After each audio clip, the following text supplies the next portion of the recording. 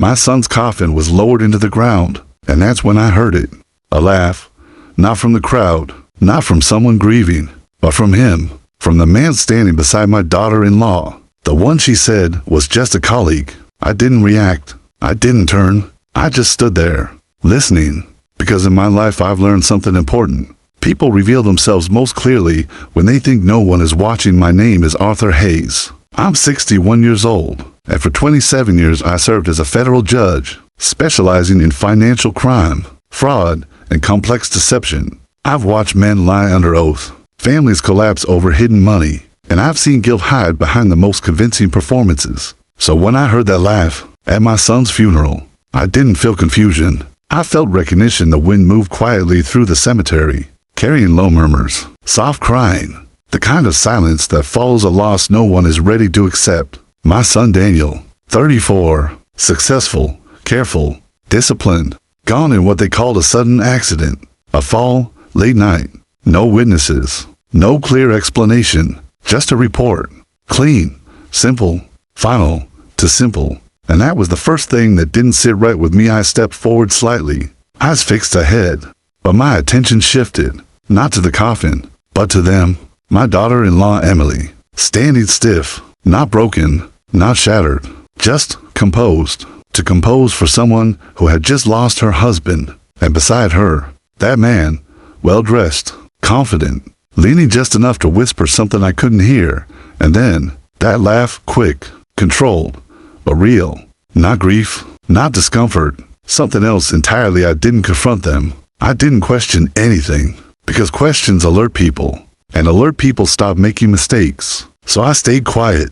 I watched. I let the moment pass like it meant nothing, even when everything inside me told me it meant everything. After the service, people approached me, offering condolences, words that blurred together after a while. I nodded, thanked them, played the role expected of me, a grieving father, controlled, distant, strong, and in many ways, that part wasn't an act, because grief teaches you silence, and silence gives you time to see what others missed. Emily approached me eventually, her voice steady, almost rehearsed. "I'm so sorry, Arthur. He loved you." I looked at her, really looked this time, searching for something, anything. But what I found wasn't sorrow. It was calculation, subtle, hidden, but there, and that was enough. Beside her, the man extended his hand. "Daniel spoke highly of you," he said, his tone smooth, practiced. I shook his hand, firm, measured, and in that brief moment, I felt it, not physically, but instinctively, the kind of certainty that comes from years of experience. This man didn't belong here, not like this, not so close, not so comfortable. I didn't ask who he was. I already knew the answer wouldn't matter. Names don't reveal truth. Behavior does, and his behavior was wrong in ways most people wouldn't notice. But I did. We stood there for a few more seconds, silence stretching just long enough to feel unnatural, before he stepped back, placing a hand lightly on Emily's shoulder. Not support, not comfort, possession. And that detail stayed with me longer than anything else. The funeral ended slowly, people leaving in quiet groups, the sky growing darker, the air colder, and I remained, standing near the grave long after everyone else had gone, because something inside me refused to move forward. Not yet, not until I understood what I had just witnessed. And as I looked down at the freshly turned earth, one thought settled in, calm, precise, undeniable. My son didn't just die. Something about this was wrong, and whatever truth was buried with him had already started to surface. I just needed to find where to dig. Grief doesn't cloud my judgment, it sharpens it. And in the days that followed, I didn't isolate myself like most people expected.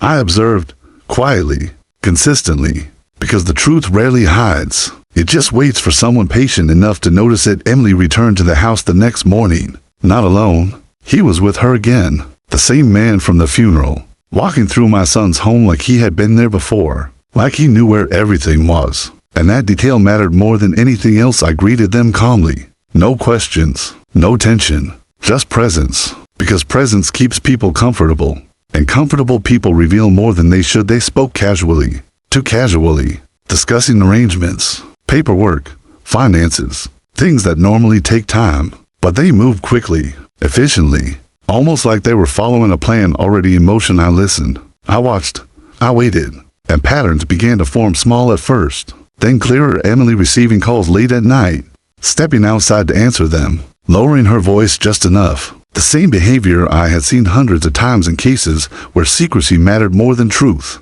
The man, whose name I eventually learned was Victor, appeared more frequently, always at the right time, always involved in decisions that didn't belong to him, and yet, no one questioned it because grief creates distraction, and distraction allows control. One evening I noticed something else. A document, left partially visible on the table, not by accident, but not fully hidden either. I didn't touch it. I didn't move. I just observed from where I stood, and what I saw was enough to change everything. Financial transfers, large ones, accounts I didn't recognize, connected to Daniel's estate, and that was impossible, because Daniel didn't make careless financial decisions. Not ever. I stepped away quietly, letting the moment pass. But inside, the structure began to take shape. This wasn't random. This wasn't grief. This was movement, controlled, deliberate. And that meant one thing: the process had started before his death, not after days passed. And the behavior didn't change. It intensified. More calls, more visits, more urgency. Emily growing less careful. Victor growing more confident, in confidence like that only comes from belief that you're safe, that no one sees what you're doing, that you've already won, and that belief is always where mistakes begin. The final piece came unexpectedly. I was reviewing some of Daniel's personal files, not searching for anything specific, just familiarizing myself, when I found it. A message, short, incomplete, saved but never sent. If anything happens to me, don't trust. And it ended there, cut off, unfinished, but clear enough to understand Daniel had known something. Maybe not everything, but enough to be afraid, enough to try to say something, and that realization changed everything. Because now this wasn't suspicion anymore. This was confirmation. My son hadn't just died. He had been silenced, and the people responsible were standing right in front of me, believing I hadn't noticed. I didn't confront them, because confrontation ends games too early, and I needed this one to play out completely so I could see every move, every connection, every hidden piece. I contacted someone I trusted, a former investigator who understood discretion. I gave him names, accounts, timelines, and one instruction: no assumptions, just facts. What came back wasn't surprising. It was structured. Emily had a history not visible on the surface, but clear beneath it: short relationships, sudden financial gains, clean exits. Victor was the constant. Different cities, same pattern: build trust, isolate, target, secure assets, disappear. And Daniel had been the latest target, but something had gone wrong.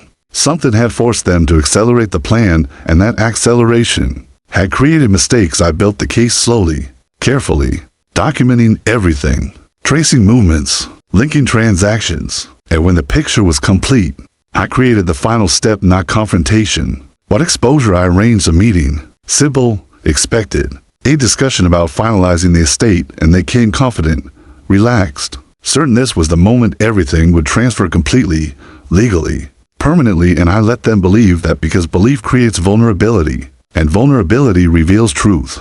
We sat in the study, the same room Daniel used to work in, the same desk, the same silence, but everything else had changed. Emily spoke first, calm, controlled. We should finalize everything today, she said. Victor nodded beside her, already certain of the outcome. I didn't respond immediately. I let the silence stretch, just long enough to make them lean forward slightly. Then I opened the file in front of me. It said quietly, Daniel left something behind, not money, not property, something more important: truth.